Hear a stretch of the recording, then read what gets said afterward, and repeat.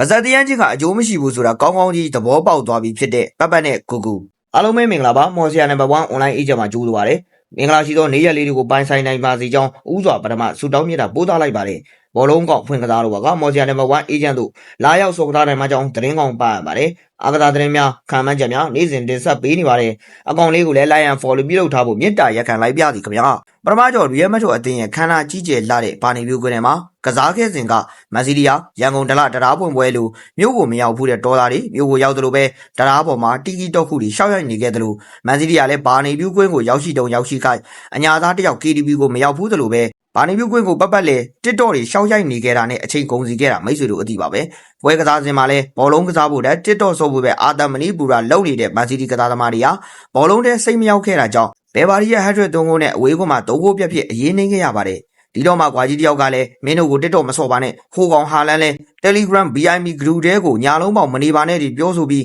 သူ့တပည့်တွေကိုငေါငန်းနေခဲ့တာပါအဲ့ဒီထဲမှာရှရမ်းရမ်းနေတဲ့မန်စီးတီးကစားသမားတော်ကူကReal Madrid အသင်းကို EDM မှာ၄ ဂိုးပြန်သွင်းမယ်လက်စားချိန်မယ်အားချောင်ခဲ့သလိုနီးပြကြီးမဟာကရုံးကလည်းပဲ3 ဂိုးသွင်းခံရတာပါ၄ ဂိုးလည်းမဟုတ်ဘူး5 ဂိုးလည်းမဟုတ်ဘူးဒူးကြော်မှာပြန်လာနိုင်ပါတယ်ဆိုပြီးအားချောင်ထားမိခဲ့တာပါအခုတော့အားချောင်းနဲ့ပါဇက်တွေထမင်းငတ်ရပါပြီရလက်ဆိုတာစကားလေးနဲ့ပြောနေုံနဲ့မရပါဘူးအလုံးနဲ့တက်တည်ပြဖို့လွယ်တဲ့အရာတစ်ခုဆိုတာပတ်ကရုံးနဲ့ခုခုသဘောပေါက်သွားတော့ပါပြီချန်ပီယံလိပြိုင်ပွဲကနေစပိန်တထေးတွေကိုရှုံးနေပြီးစောစီးစွာထွက်ခဲ့ရတာကတော့စိတ်မကောင်းပါဘူးဒီရလက်ကိုမိထားခဲ့ပြီးလာမယ့်ကာရာဘောင်ဖလားဘိုလ်လူပွဲကိုသာအာယုံစိုက်တဲ့နယ်လို့မန်စီးတီးအသင်းဖန်တွေကိုအကြံပေးလိုက်ပြသည်ခင်ဗျာ